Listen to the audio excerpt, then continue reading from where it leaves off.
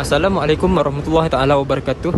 Nama saya Muhammad Daniel bin Khairul Irwan, nombor matrik I24107575 dan saya seorang pelajar sebuah institusi bernama Universiti Sultan Azlan Shah dalam kursus Ijazah Sarjana Muda Pengajian Islam. Pada video kali ini, kami akan memaparkan sebuah video yang juga merupakan tugasan berkumpulan kami yang bertajuk Kes Rasuah Soeharto. Pertama sekali, saya akan menceritakan rasuah secara definisi.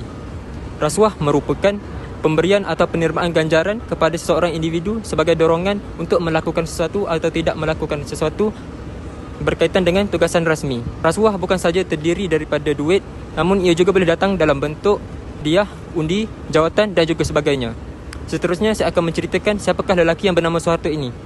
Soeharto merupakan seorang lelaki yang berasal dari daerah Kemusuh Indonesia dan beliau lahir pada tahun 8 Jun 1921. Beliau juga dilantik sebagai Presiden Indonesia pada tahun 27 Mac 1968 sehingga 21 Mei 1998. Soeharto memegang jawatan sebagai Presiden Indonesia selama 30 tahun. Soeharto dipecat sebagai Presiden kerana terlibat dalam kes rasuah.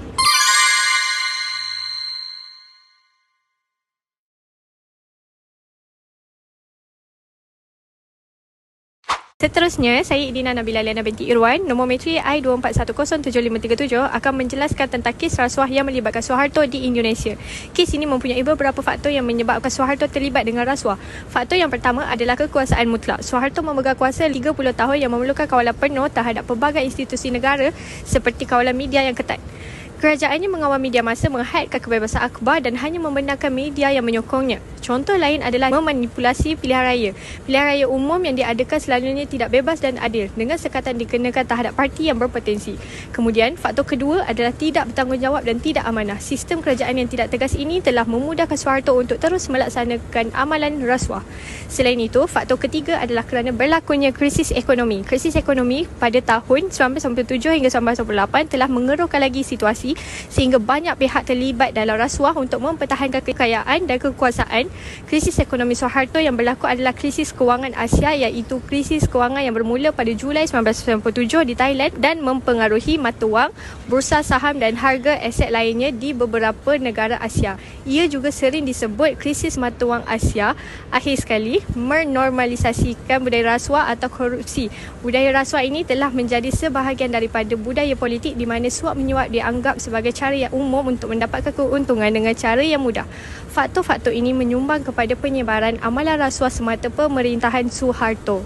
Kemudian, saya akan meneruskan dengan akta dan undang-undang yang sering dikaitkan dengan kesalahan Soeharto. Antaranya adalah Undang-Undang Perbuatan Jenayah Rasuah. Ini adalah undang-undang utama yang mengawal perbuatan rasuah dan penyalahgunaan kuasa di Indonesia. Selain itu, akta dan undang-undang kedua adalah Undang-Undang Nombor 31 1999 secara khusus mengawal dan mencegah perbuatan jenayah rasuah, menyediakan asas undang-undang untuk pendakwaan. Yang seterusnya pula adalah Undang-Undang Nombor 20 Tahun 2001. Ini adalah perubahan daripada undang-undang sebelum ini yang menjelaskan definisi dan sekatan bagi perbuatan jenayah rasuah. Soeharto dituduh melakukan penyalahgunaan kekuasaan dan rasuah dalam pelbagai cara, termasuk penyelewengan dana dan menerima rasuah, walaupun dia tidak pernah dibicarakan secara rasmi sebelum dia meninggal dunia.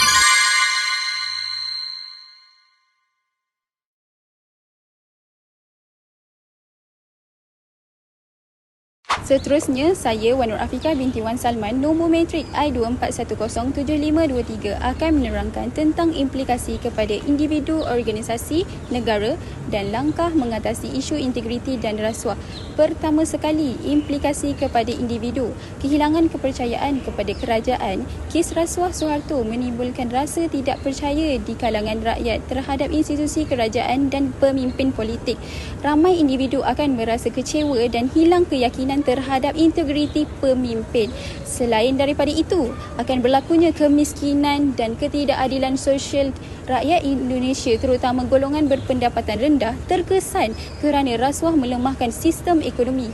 Dana awam yang sepatutnya digunakan untuk kebajikan sosial, pembangunan, pendidikan dan kesihatan dialihkan untuk kepentingan peribadi atau kroni, mengakibatkan ketidaksamarataan sosial dan ekonomi. Seterusnya, implikasi kepada organisasi menyebabkan ekonomi dan pelaburan terjejas akibat daripada kes rasuah yang meluas di bawah pentadbiran Soeharto, menimbulkan kebimbangan dalam kalangan pelabur tempatan dan asing. Pelabur kurang berminat untuk melabur dalam persekitaran yang tidak telus dan dipenuhi dengan amalan rasuah. Kegiatan ekonomi menjadi tidak efisien dan tidak berkembang dengan baik kerana adanya amalan sogokan dan salah guna kuasa, menyebabkan ekonomi negara terjejas dan berkembang secara tidak mampan. Akhir sekali, langkah-langkah mengatasi isu integriti dan rasuah.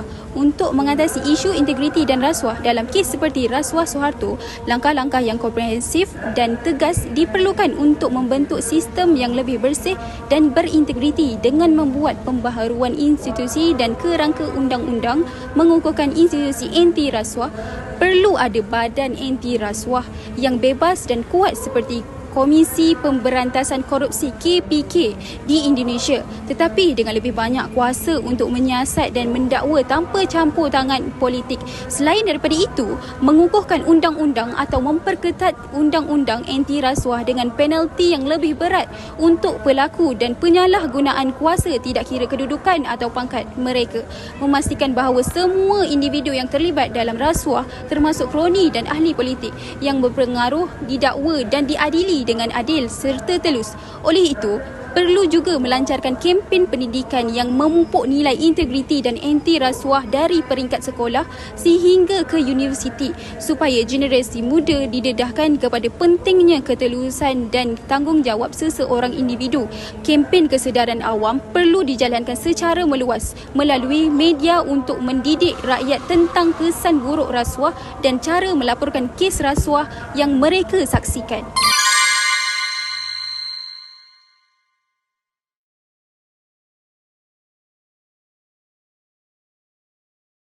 Akhir sekali, nama saya Pushri Balkis binti Khairuddin. ID medik saya I24107417. Saya akan menjelaskan tentang kesan rasuah kepada masyarakat ketaksamaan sosial.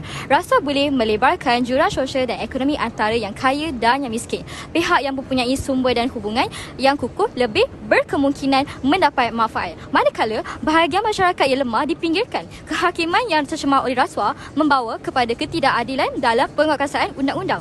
Mereka yang bersalah boleh mengelak daripada hukuman atau menerima hukuman yang lebih ringan jika mereka mempunyai hubungan atau membayar rasuah. Rasuah dalam perkhidmatan awam boleh menyebabkan kualiti dan keekapan perkhidmatan berkurangan. Keputusan dan pelaksanaan program mungkin didorong oleh kepentingan peribadi dan bukannya kepentingan awam. Rasuah boleh menjelaskan kepercayaan orang ramai terhadap institusi dan sistem kerajaan. Pecahannya kepercayaan boleh membawa kepada ketidakstabilan sosial dan politik.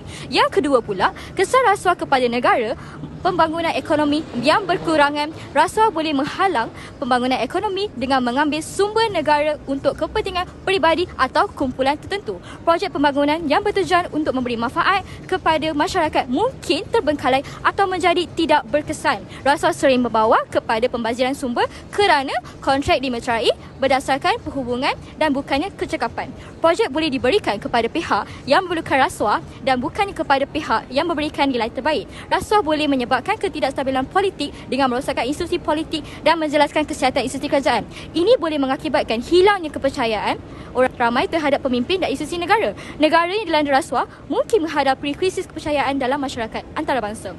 Ini boleh membawa kepada pengurangan pelaburan asing, peningkatan hutan negara dan kerosakan reputasi global. Akhir sekali, daripada peristiwa Soeharto di atas, jelas tergambar betapa rasuah menjadi sebahagian daripada pemerintahan Soeharto di Indonesia. Krisis ekonomi, protes mahasiswa dan tragedi Trisakti menjadi puncak kejatuhan politiknya pada tahun 1998. Meskipun terdapat kesalahan rasuah yang melibatkan dana yayasan dan penyelewengan dana negara, Soeharto tidak pernah diadili secara formal kerana masalah kesihatan yang berlarutan. Pemerintahan Soeharto selama 30 tahun meninggalkan impak yang kontroversi di Indonesia.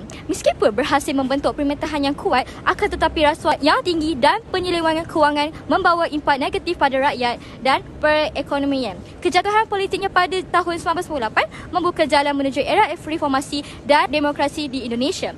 Kisah Soeharto adalah pengajaran bagaimana kuasa yang tidak dikawal dan kekurangan ketulusan boleh memudaratkan sesebuah negara dan rakyatnya. Pengalaman Indonesia di bawah rejim Soeharto menunjukkan betapa pentingnya sebuah kerajaan yang bersih, bertanggungjawab dan berpegang kepada prinsip demokrasi. Ini menyelarkan keperluan untuk memupuk penyertaan aktif masyarakat dalam penguasaan kerajaan dan mengekalkan keluhuran undang-undang untuk mencegah penyalahgunaan kuasa. Semua ini menggariskan kepentingan integriti, ketulusan dan accountability dalam mengekalkan keadilan sosial dan kestabilan politik di negara ini.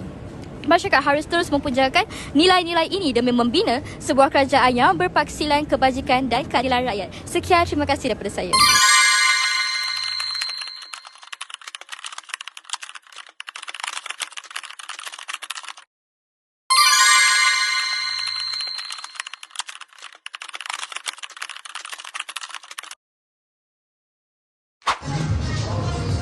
Is a wrap.